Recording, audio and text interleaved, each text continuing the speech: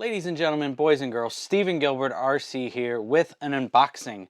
You already know what we're unboxing because you read the description, but what we're replacing is the bigger thing. We're replacing my good old faithful DX4S. I thought I would never get rid of this thing, but here I am. It's got the battery modification. It's not really a mod, you just buy it and take the tray out. It's got the nice aftermarket wheel. I don't think it'll go on this, what I'm replacing it with, and the other issue I'm having is the throttle positioning sensor, whatever it's called, doesn't hit 0 anymore, and I don't want the cars have kind of been sitting there shuddering because I can't get the throttle dead center. So we're replacing it with the DX5 Rugged, but it's the fancy orange one. I got something that would stand out, that I know it's mine, I could see it, I won't lose it. And there's been a lot of times where I find myself, well, it's raining, I guess I'll keep RCing and just keep wiping this off and hope it doesn't break. And I've been pretty good so far, but I want something that's for sure durable. We're going to be comparing this to the 4S and my wife's 4C.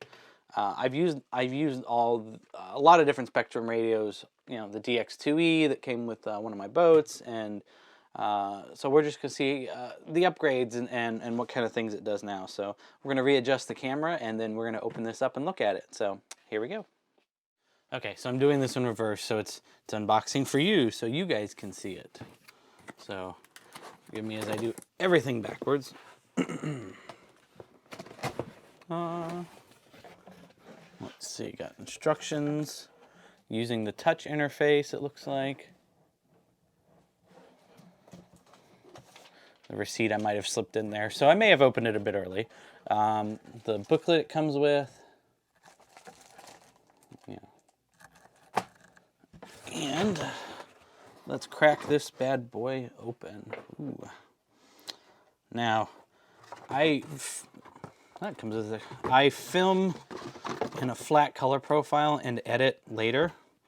So I'm gonna hopefully get these colors corrected to what I actually see. But I get some better light.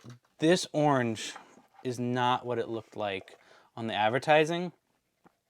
It's more of a darker red than a brighter orange. I'm trying to get good lighting for you guys to see. But like I said, I'm going to color correct this in the future to see how it is. It's got the thumb wheel and a clip to hang on to it, and the battery tray. Looks like there's 2 screws in the bottom. Do I have a screwdriver laying around? 2 Phillips. It looks kind of tight in there, so I don't think it's gonna take that battery pack, which is frustrating. I guess I should have looked at the accessories on the Spektrum website to see if that would fit. Yeah, yeah, that wouldn't fit. That wouldn't fit in there anyway, so I guess I'm back to rechargeable batteries. You know, AAAs and whatnot, or AA's. It takes 4 AA batteries. That's pretty standard now. A lot of room in there. A lot of extra plastic room in there. The 4S, my old one, definitely had a lot of, didn't have a lot of space for much. So the other nice feature that this was supposed to, hold on, as I'm doing with this, means I'm putting it in wrong. This is already a million times more difficult, probably because it's new. So the other nice feature that this has that the other ones didn't, and one of the reasons why I got it, was the compartment. Looks like some kind of port here. I don't know what that's for. I mean, I know what the plug is, and then it's got, looks like a little slot to hold the tool, and I could put bind plugs in there. I don't know what that port is. I'll have to look that up later. So let's see if we can get it back together. That's really nice to have that, because there's been too many times my car has just lost bind. Screen's not as big yeah, as I would like. Yeah, those feel about the same. I mean, that's a 5-6 year old radio versus a brand new one. It doesn't feel. Oh, I took the battery out of it. There's no batteries in that. It feels like this would be a little bit heavy. This, even with no batteries in this, it feels just as heavy as this one. So let me find some batteries for this, and we'll do an initial startup.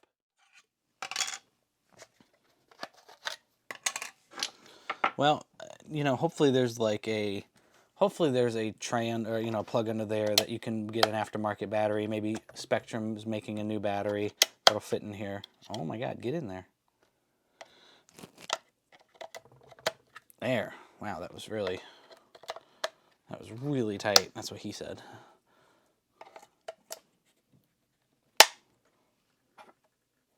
Man, those are not coming out. Those are really in there. Ooh, it's alive. New mode. Wow, it's got a lot of info on the screen. Oh, that's not even, that's a touch button. Okay. I think I'm gonna have to, well, we're gonna look at the body first, and then I'll adjust the camera to look at the you know, the actual functions. Oh my God, this thing is gonna drive me crazy. Oh my God. There we go. So we've got, so just like the old one, we've got the A, B, C, and D around it.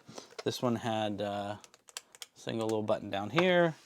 This one's got 1 and 2, 1 and 2, then a single button. I don't know if that's a, nope. So it looks like it has plenty of functions on it. Yeah, and then these buttons on the back are, yeah, they're solid. They're not, they're like a touch screen. Okay, so menu. Okay, we're gonna adjust the camera and look at the menus with you guys. Okay, so here's the new screen. It's got a countdown timer on it for some reason. So how do we get into things? Oh, okay, here we go. Is it, I'm like trying to, weird. Okay, what am I doing? Wow, this is interesting. Okay, there's a booklet talking about the touchscreen. I probably should open that up and see what it says. So you can either touch or slide. So let's see if we can. Oh, okay, okay. There we go. This is my first time me having something like this. So speed, what's speed? I'm just looking at the menus I don't have in mind. I guess in that servo speed? Rates, that's understandable. Bind and frame. Oh, frame rate, okay. Well, I have not updated. Trim setup, AVC, of course. Oh my God, this touch interface, I'm sure will get interesting or easier to use in the future. Right now, I'm just like, what the heck is this? Utilities. Confirm system. Yeah, sure, why not? RF will be disabled. Oh, okay, so it's like my plane radio where it shuts down the radio just to do stuff. New model utilities. Create new model. Okay, so it's just typical going through. Neat. Wow, that's a good amount of information on the screen. Let's get my old one turned on, compare them side by side. I shouldn't have pulled out the battery yet for this. There we go. So the one thing that I already miss is that there is no light up screen. I'm sure I can customize the what the main screen is.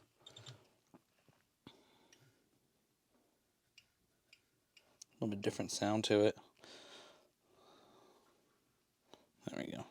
Yep, I'm gonna miss not having a lit screen, because that was the problem I had with the 4S or the 4C. It wouldn't light up.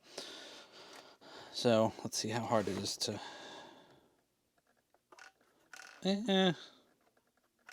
My thumb's, it's a little bit of a reach for my thumb. I feel like you'd have to hold that.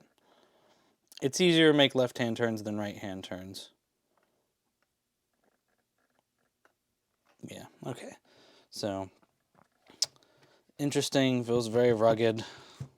Got this cross member here. So, it looks like this is going to take a little bit getting used to. I don't know if it's like heat sensitive, but it might be a little difficult to use.